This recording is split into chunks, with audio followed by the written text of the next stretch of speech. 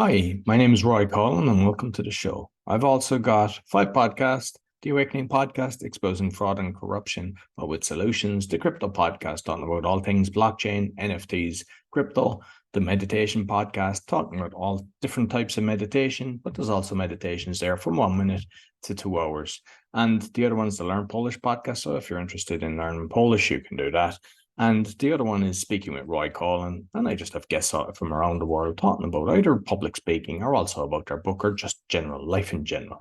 And you'll find everything on bio.link/podcaster. I'm also a podcasting coach, and you see the QR code there, and it's also on my link as well. And if you're interested in actually going on some podcast shows, I'm helping people doing that. Or if you're interested in sponsorship, you can contact me. And I'd like to thank my sponsor, DanielPacker.com. He helps people with anxiety, stress, and addictions. He's got a 90% success rate, and you only pay if you're successful. So be sure to check him out, DanielPacker.com. I hope you enjoyed this week's show.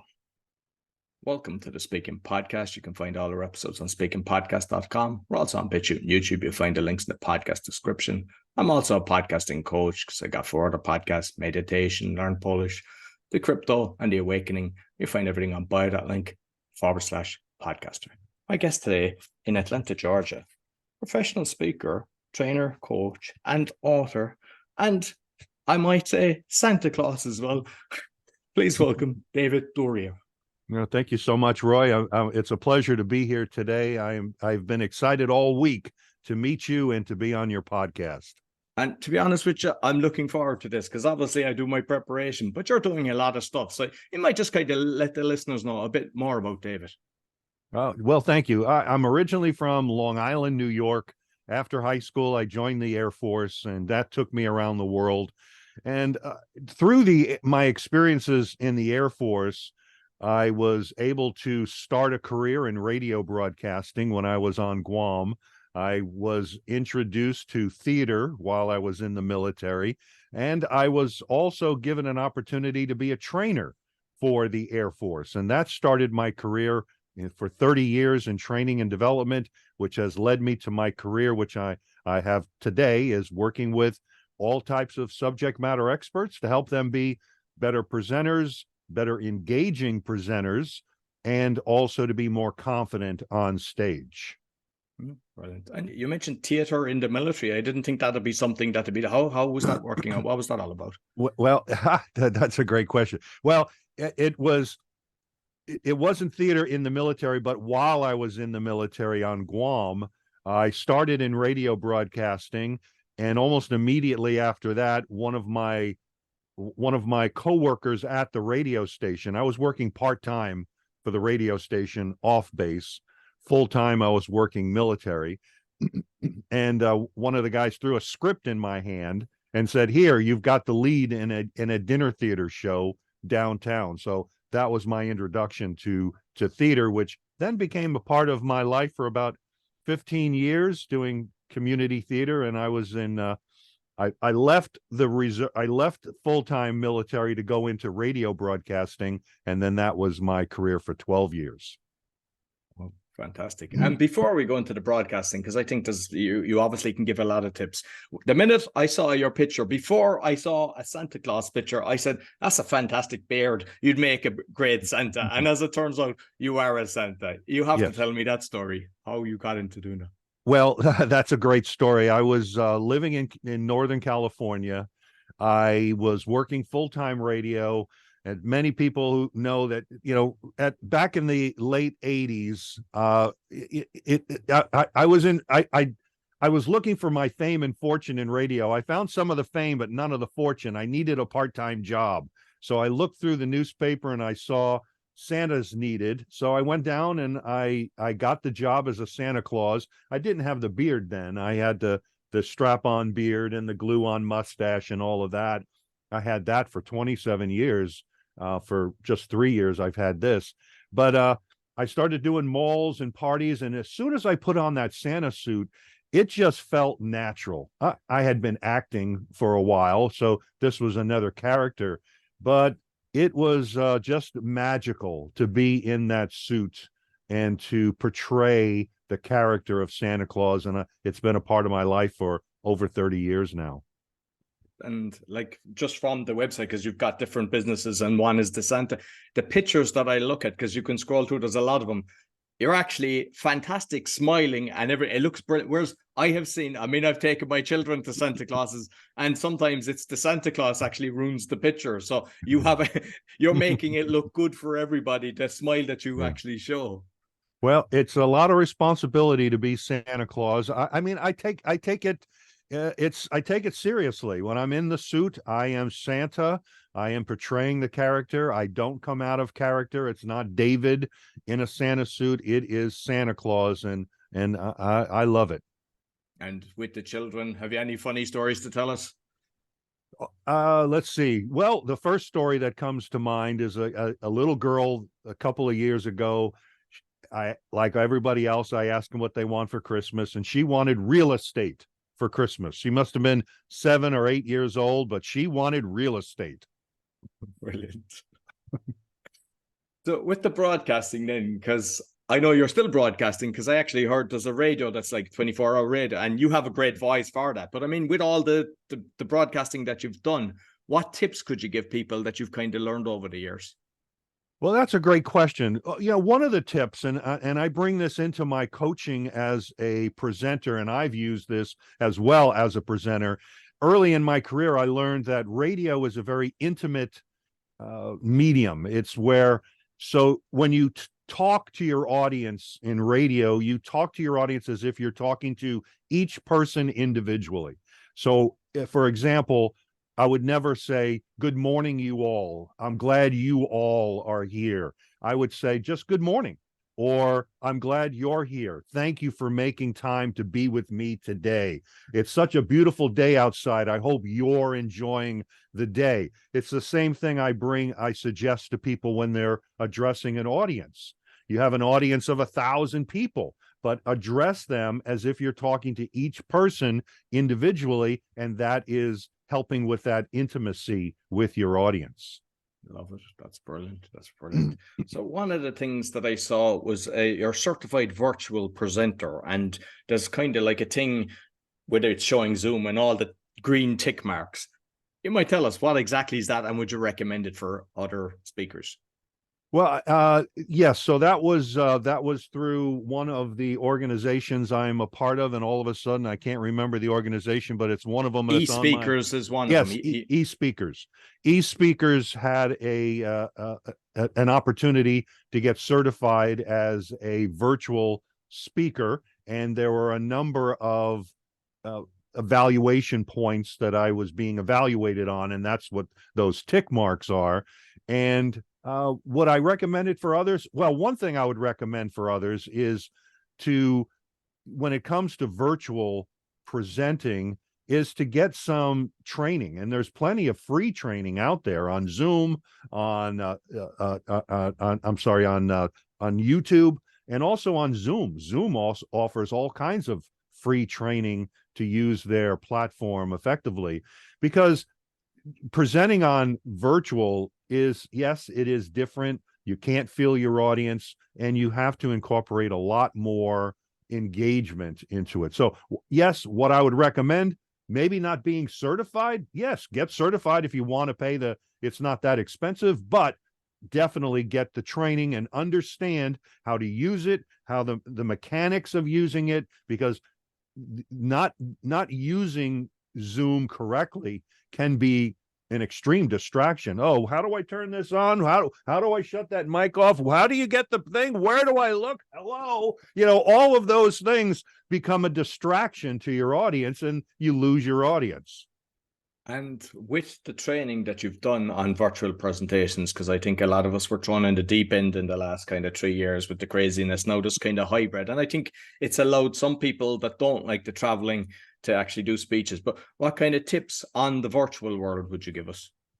The number one tip that I give in the virtual world is to look directly into the camera.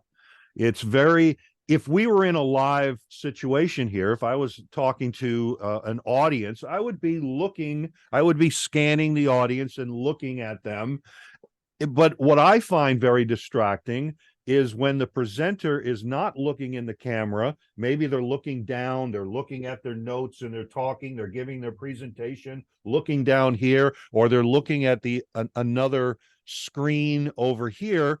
You can see that, yeah, I'm looking at the faces that are part of the Zoom, but I'm not looking at you. I'm not looking in your eyes. So what I recommend is that at minimum, during your introduction, during your conclusion, during transitions, asking questions, answering questions, telling a story, as much as you can, look directly into that camera, because now you're looking right into the eyes of each participant and creating that engagement. Yes, there are times you have to look away. You need to look at your notes. You need to look at your keyboard or another screen. Yes, that's going to happen. But as much as possible, look right into that camera. So I know that you're a avid Toastmaster. I mean, that's how I started my journey with Toastmaster. So you might kind of tell me your Toastmaster journey. Yeah, I've been involved in Toastmasters on and off for about 30 years. I originally started when I first started my career in training back in 1995. I don't know how I found them. I don't even know if I knew about them before 1995, but I needed a way to help me to be more comfortable at speaking, or to practice speaking, presenting. I had my theater background prior to starting my training career in 95. I had my radio career prior to starting my training career. But both of those are good. They're good foundational skills, but they're not everything you need to be a good presenter or a good facilitator. So I've been involved on and off for 30 years. I am current member now. Matter of fact, I've got a meeting today at noon Eastern time, and I look forward to it. And it gives me an opportunity to continue to practice in a safe environment my craft of speaking. And are you doing online meetings, or are you actually meeting in person in the one you're involved in now? Yeah, that's a good question. Our group, we meet online, except for the third Thursday of the month. We meet face-to-face at a local library.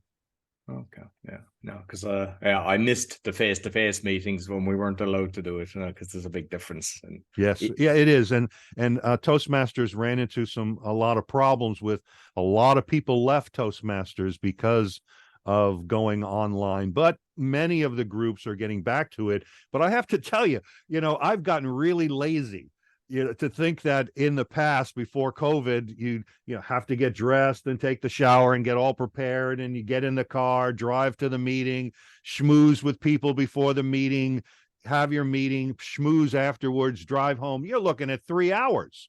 But now I can go meeting. It's I've gotten lazy. Brilliant.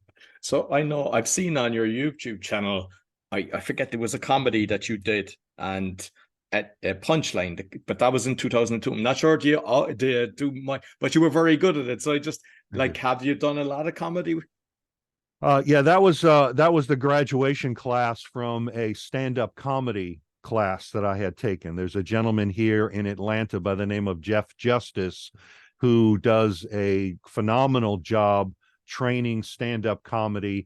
And you go through every week for about 7 weeks, you go through the classes, and then it culminates with 5 to 7 minute on stage stand-up comedy routine that you've practiced. So, and it really gave me an appreciation for folks that do this full time. I have no desire to do it full time, but I challenge myself to kind of step outside of my comfort zone and to challenge myself as a speaker. Not only have I done stand-up comedy, but also improv classes as well to challenge myself. But it was a lot of fun. It gave me an appreciation for comedians and how much work goes into the writing of comedy. It's quite incredible. And like kind of jumping back to the Toastmasters, what I've noticed even when the international speech competition, not just the humor speech, they tend to have comedy in them. And if you're doing table topics, your chances of winning each time when you put humor into it, it gives you a massive advantage. And not everyone can pull off the humor. Yes, and yes, that definitely is a challenge. And you brought up a really good point in table topics, which is the impromptu speaking. Well, in any speech that you give, you want to get some sort of engagement with your audience. You can see my tagline is talking and telling ain't training or selling. So just getting up and just talking, and the audience the audience is not being brought into the presentation. They're not getting emotionally connected to the presentation. These are things that those judges are looking for. Is, were you able to get your audience to react in some way with the international speech contest or any speech? Were you able to get them to laugh or ooh, or to feel something, or to see something in their mind? Those are things that those judges are looking for. Just when you went the who there, I was thinking I have to hear your ho ho ho. Okay, well, So I know you concentrate on engagement principles as well so you might just touch on that, because obviously you're covering that in your work. Yeah, so you're talking about the 8 principles of engagement. This is at the foundation of my coaching, and the 8 principles of engagement. It's all about creating engagement with the adult. I'm going to say the adult learner, the adult participant, or the adults in the room. Whether you are giving a keynote speech or training, mentoring, running a meeting, or doing a podcast like this, you need to understand the foundational skills of how to engage people. How adults learn, how do they retain information? That's at the foundation of those 8 principles. So we can talk about one of them, and Absolutely. that is the principle of ownership. And this is where your audience needs to take ownership in wanting to learn more or wanting to listen, that the speaker has done a well enough job giving the introduction or setting the stage where the audience is saying, yes, I see the value. Yes, I understand that when we get to the end of this podcast, Roy is going to be able to teach me X, or I'm going to learn more about this thing over here. So here the responsibility is on the facilitator to set the stage where the audience understands the WIFM, what's in it for me, and they understand the value of what we're going to get out of this. They take ownership. Brilliant. Like one of your businesses, then you do kind of like the voiceovers, which I presume do you do audiobooks as well for people? No, I will do an audiobook if somebody would ask me, but 100% of what I do is for training, online training materials, for computer-based training. And yeah, those self-paced courses, I do the voice for that. Because there was one, it was on YouTube, it was about 7 or 8 minutes about the town. I'm not sure where it is there now, but it's basically you were talking as they were showing the horse chairs. Oh, yes. Yeah. And that was very well done. But I mean, have you like advice to people that might be getting into something like that, what to be watching out for? So my advice for folks that want to get into the voiceover business, my advice is that, well, what I recommend is looking at a couple of websites. Well, first is looking at YouTube and see, how do you get into the business of voiceover? I think anybody can be successful at anything, but with voiceover, it's all about you've number one, you have to have the equipment. You don't have doesn't have to be very expensive equipment, but I think what's most important, let's talk about the technique of voiceover, is to have that theater of the mind. And I think that is one of the things that I have brought with me from radio, because when you're in a room by yourself with a microphone and you know you have listeners, there's a little bit of that theater of the mind as I'm talking to my audience. I can't see them, but I'm talking to them as if I can see them. I put them in my mind. And so that's sort of the same thing that you have to do in voiceover, is you need to be able to when you're speaking, as if you're talking to somebody. And one of the techniques that I learned in radio, some people would put a picture of their loved one in front of them, and they would talk to that picture. So the point I'm trying to make here is that you're not just got a microphone and you're reading a script and you're just talking words.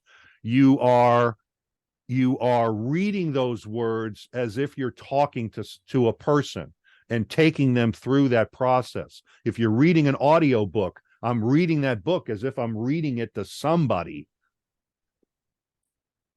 Brilliant. And with the equipment then, say the microphone, because obviously, you know, that's why I wear the earphones, because I'll pick up on everything. I use Audio Technics microphone that's just there with the acoustics around it. I've got surrounding acoustics, but I found that this actually works best. But you've got a very good sound system there. What mic are you using, and what have you learned over the years that you said, oh, shouldn't have done that? Is there any kind of things that you've kind of on your journey?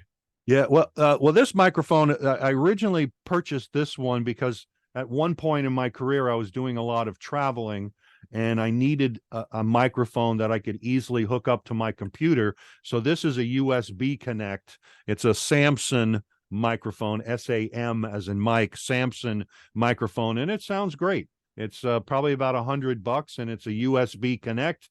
So you don't have to go through any XLR or any other adapters to get it to connect to your computer. So one of the tips, this comes from radio, is to what they call talk across the mic. And you'll see that maybe it's difficult to see on the screen, but I'm talking across the microphone. I'm not talking directly into the microphone. And one of the reasons why, because if you talk directly into the microphone, you have the possibility of pops and peas and so on. But by talking across it, where I have the microphone to the side of my face, then it's I avoid those pops and peas and so on. And like I was using, I don't know what you call these things. It's like the nose. Yes, because you have the pop filter thing, but I don't have that where I'm doing the but like this. I think it actually protects the mic from dust and stuff like that. So that's what, after I do an interview, I put that on. But I see that you've got the one there. But that's good advice, talking across instead of straight into it. Well, in radio, we had a name for this thing. We called it a Nerf condom. So very good. And like you mentioned, mine is USB Connect as well. And anytime there's a few times now I do a few interviews with guys. We were doing a weekly one, and once something goes wrong with the mixer, they take a lot of time to sort it out, and you're just eliminating one problem. And I believe straight connection is the best route. Yeah, exactly. Yeah, because I think I was getting static. I had the XLR set up, and I had that mini box that it was the microphone was connected to the mini box, and then the mini box had the USB, and I think that was I was getting static, or I was getting interference with that box. Yeah. So you've written a book, How Adults Learn. You might let me know what exactly you're covering in that. Well, that is the 8 principles of engagement are in there, and that comes from the adult learning theory, which is something that I brought from where I was training trainers to train. I wrote a manual while I was in corporate training trainers, and part of that was the adult learning theory, which is identical to the principles of engagement. The adult learning theory is all about how do adults learn, how do they retain information, how can you make the information you're presenting stickier so it sticks in their head. And that's the same information that's in my book. And like with training the trainers, because sometimes they might be ego driven. They don't believe they need to be trained, but I think everybody needs training. You unless you're learning, you're dying. So you have to. So how do you kind of overcome that obstacle with people that think they don't need the training?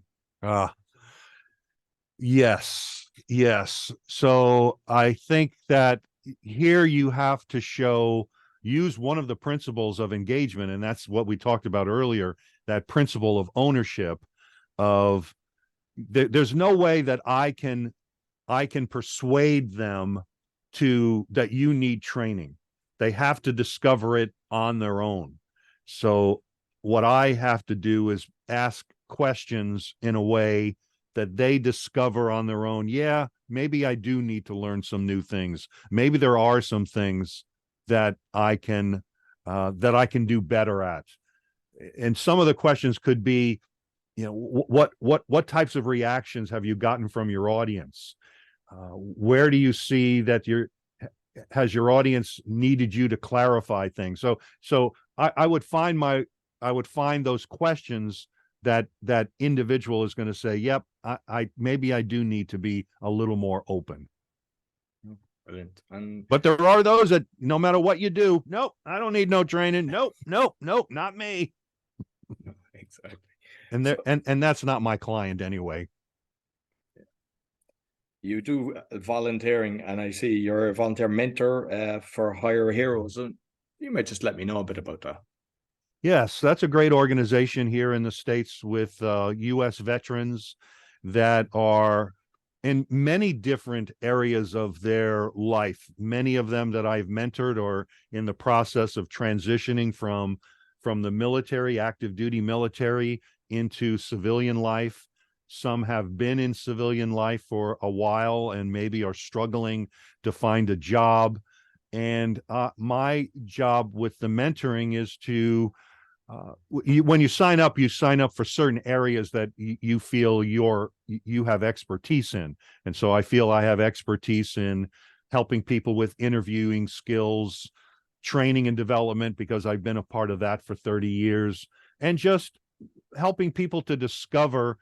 Many of them are, when they're transitioning, they say, I don't know what I want to do because I've been working with bombs for 20 years in the military. How does that transition into a civilian job when I've been working with bombs and ordnance and all this other stuff? So what I love to do with the mentoring is to talk to these vets, dig inside of them and find what is their passion, what is it that they love to do, and then help them to get an idea of what direction that they'd like to go in. And another thing that they ask about is LinkedIn, because when you're in the military, you don't have to write a resume while you're in. You don't have to use LinkedIn. You don't have to network or anything. So all of these things are brand new to them.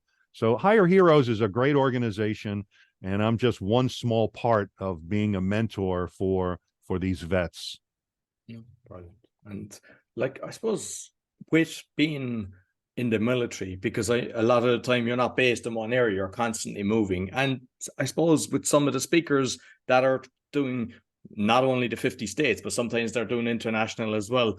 And you're kind of, your base is gone, your home where you feel grounded and everything. The fact that you've kind of done the military for so many years, like, have you any advice for people to how to kind of stay grounded when you're constantly moving?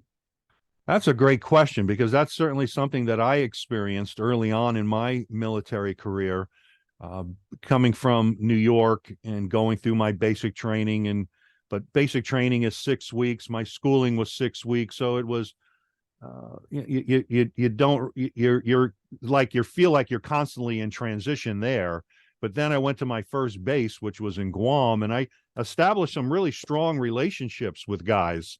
And then all of a sudden they started leaving, because you like you said, at a certain point you leave, and then you lose it. It's like a loss.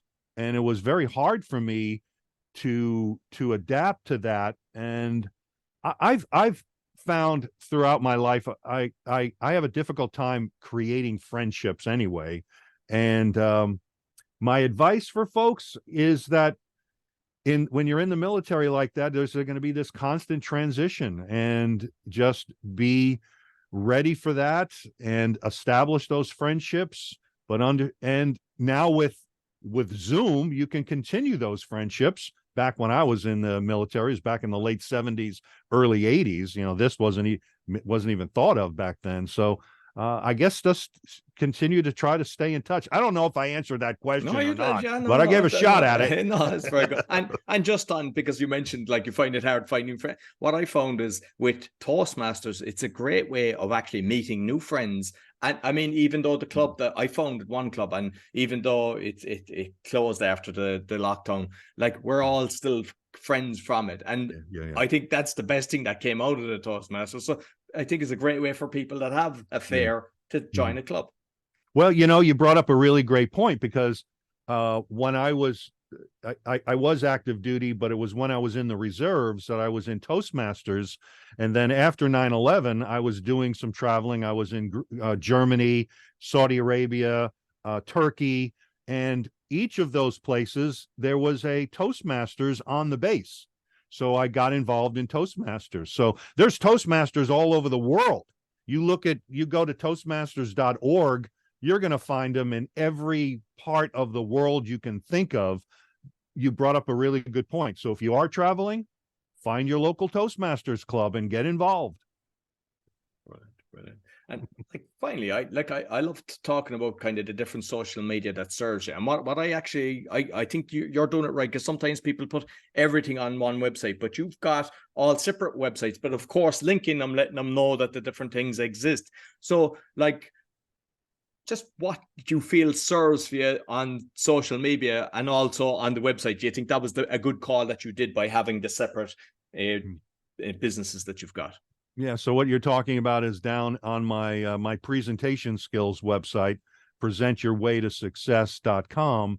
Down at the bottom, I have my other three websites, my other three businesses, my Santa Claus, my voiceover site, and also my radio station, which is cliradio.com. Matter of fact, I have a number of listeners that tune in Ireland. I know you're not in Ireland now, but I do have a number of listeners in Ireland, because I can see what countries people are tuning in from.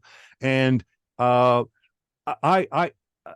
not a master at the website, but I did read that it's good to have these, well, I guess they call backlinks to other sites, and that helps. But I want people to know all the things that I'm involved in. I think the biggest area that I get traction is on LinkedIn through my presentation skills, because every day I post a tip or a trick on how to present, or how to use PowerPoint, or how to network, but it's all about using presentation skills. But I appreciate that you looked at my stuff well enough that you saw that I had all those other links down on my website. And just because with the radio, actually, that you've got your own kind of the radio station, is that something hard to do? Because some people aspire to actually set up something like that it's international, or like, is it something that you created yourself in your own server and stuff like that, or is there an organization that does it all for you? Well, there is an organization that I run the radio station through. Everything is online through an organization called Live 365. Anybody can have a radio station. There is the thing that I like about Live 365 is through your subscription, they pay the royalties. All the music is up to you to upload, that you have to purchase, or you have to gather whatever way that whatever resources that you have. So the 8,000 plus songs that I have up on there either came from my existing library or from music that I have purchased through a variety of sources. And it's broadcasting worldwide. It's up to me to create the format, and it's all automated. You can go live. Many people do live radio. I just don't have the time to do live radio, but every song has been categorized based on tempo in and tempo out, and it runs through a format that I've created. So it is a bit labor intensive, but it's a great hobby. I love it. And just curious, is it a lead generation, as in you're sponsor on the thing, ads and stuff? Does it just, because I mean, obviously it's a lot of time doing that, but does it pay, give you some clients from what you're doing? That's a great question. Just recently, within the past month, I did create an ad on there. There are no commercials.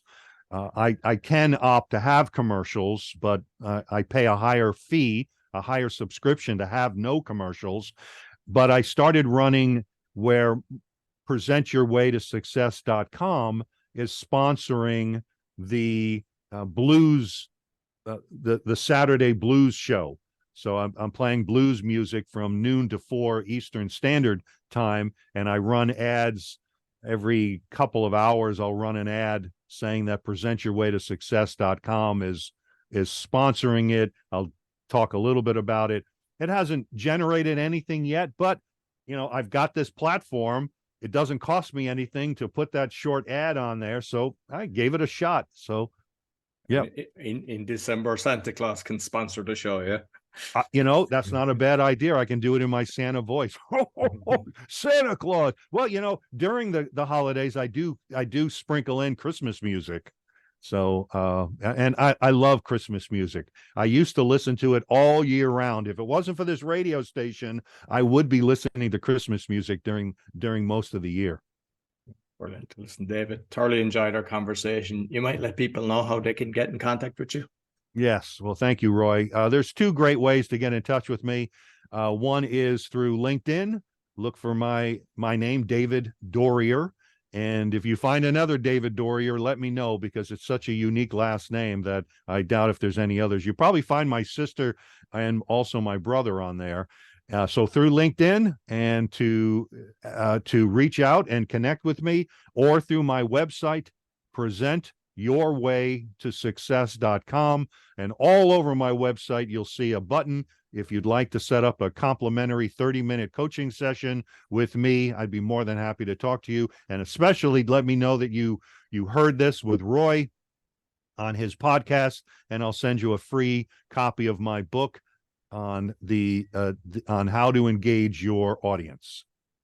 Brilliant. Thank you very much, David. I'll make sure I'll put the links both on the audio and the video. Thank you, Roy.